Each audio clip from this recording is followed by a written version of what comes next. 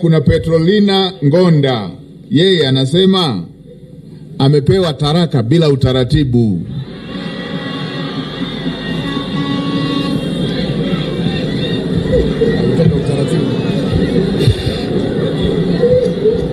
Sasa nyie ndugu zangu, sisi kule Singida tunajua nyie mkikasirika huwa mnachukua uamuzi mgumu sana. Huku mnajuana kabisa mnachukuaga uamuzi mgumu. Alafu unampa mtu taraka bila utaratibu. Si unataka kutusababishia matatizo? Petrolina yuko wapi? Na huyo aliyetoa taraka bila utaratibu nani huyo?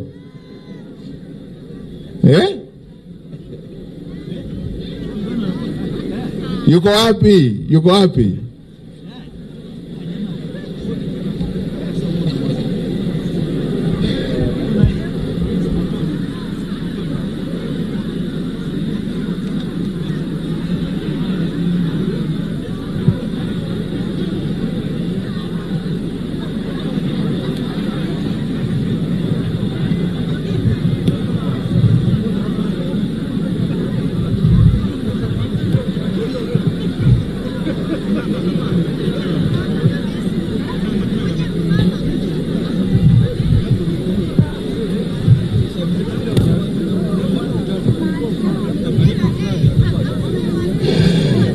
Ndo Petrolina yuko. Hebu tuambie nani huyo ambaye hajui hata utaratibu wa kutoa taraka?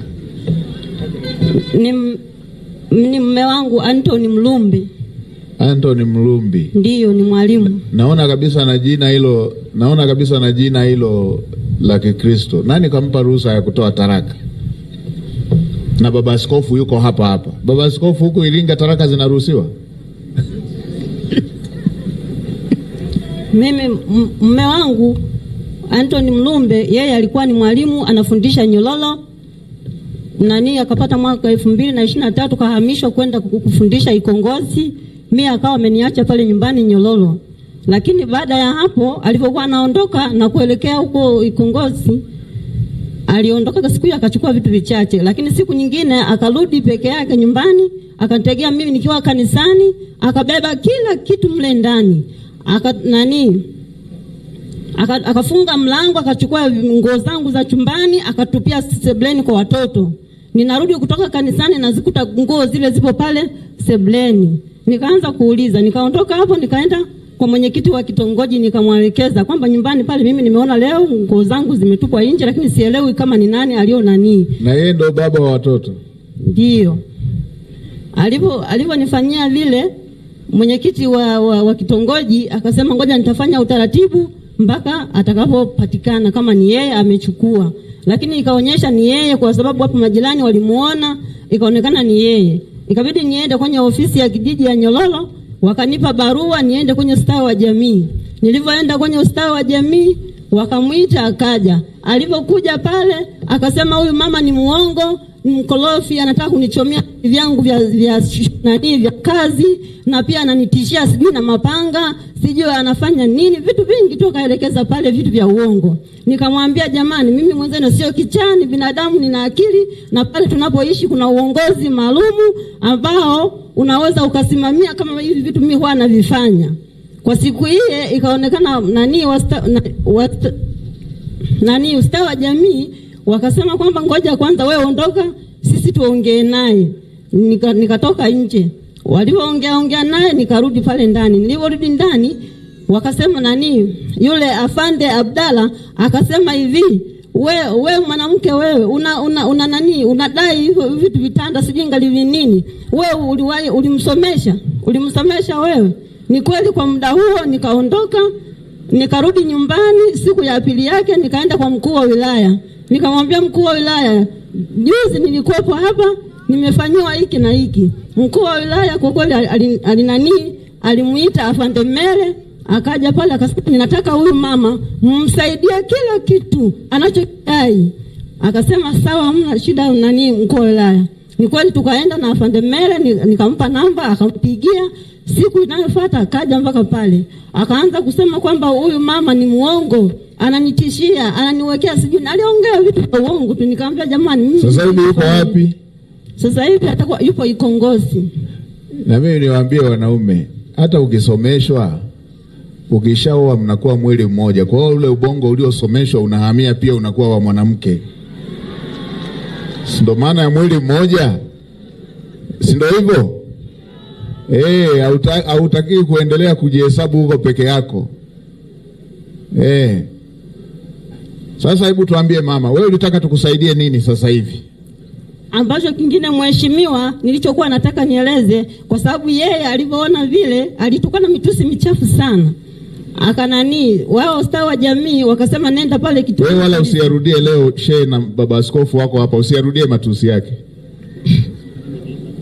Mimi nataka kusaidiwa kwa sababu alinipeleka mahakamani, nikakata mahakama ya mwanzo, nikatoa vielelezo vyote kabisa kwamba mimi sijawahi kama popote kwenye baraza la utawala sehemu yoyote ile.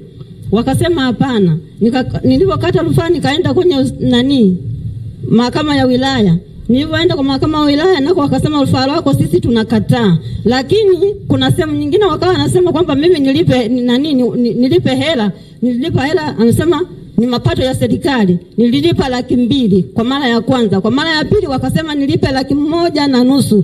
Kwa mara nyingine nani yule aliyetaka umlipe? Ulikuwa unalipa kwa ajili ya nini? Wakasema wao ni mapato ya serikali. Wao wananitumia message zile, kama nikituma wanasema kwamba hizi message ni mapato ya serikali. Ilikuwa kwa ajili ya nini? Kwa ajili ya kesi hilo ambalo alionishtaki mume wangu kuja kutoa hiyo talaka hiyo. Na wewe ndo wakaanza kukuambia ulipe? Ndio. Jumla ya hela yote niliolipa ni 5,500,000. Na mume hajarudi? Haijarudi. Manake mpaka saa hizo wakawa wanasema kwamba tunakuandikia barua ili kesi lako la kukata rufaa uende mahakama ya mkoa wa Iringa. Haya, kwanza katibu yuko wapi? Katibu, umrudishie mama huyu 500,000 yake na nusu, hiyo gharama aliyohangaika nayo. Angalau apatie chakula watoto.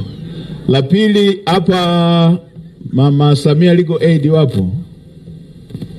Walishapita hapa? Walishapita Mwanasheria wa wilaya yuko wapi? Mwanasheria wa wilaya yuko wapi? Afisa ustawi ambaye analielewa hili jambo? Yule aliyekuja ni nani? Ni mwanasheria. Hebu peana mawasiliano na huyu mama, lisimamie jambo lake. Tena mama mnyonge huyo, lisimamie kwa gharama ya serikali. Waunganishe Mama Samia Legal Aid muweze kuendelea nalo. Halafu mama mnyonge tu, yule mwingine, yule ndugu yangu huyo anayetajwa, yeye ni mwalimu, afisa elimu, basi muite, ongea naye, mwambie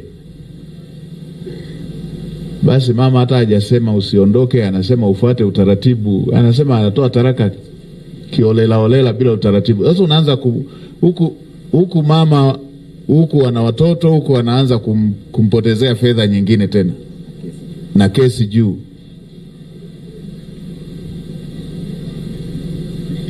Kwa kweli bila kuingilia uhuru wa kimahakama, hii mambo ya kumshtaki umama ni ya kipuzipuzi tu hayo.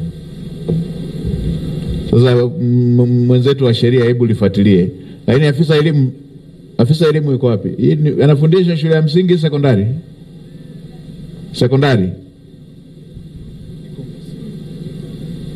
Anafundisha shule ya sekondari ya Ikongosi. Haya, afisa elimu wa sekondari, hebu na wewe onana naye mama, mtafute huyo ndugu, ongea naye, wasichafue image ya watumishi wa umma. Ni mambo binafsi, lakini na sisi tunashughulika na watu na tunashughulika na mambo ya watu. Mama wa watu wanapata shida, kwa hiyo lazima tuingilie.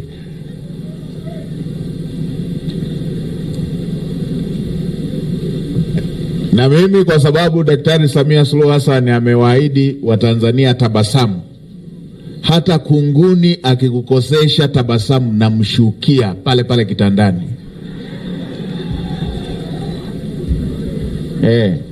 Kwa hiyo hebu mtafuteni, na afisa elimu mtafuteni huyo ndugu, ongeni naye haya mambo ya kesi huku watu wanaacha kutunza watoto wanakimbizana huku.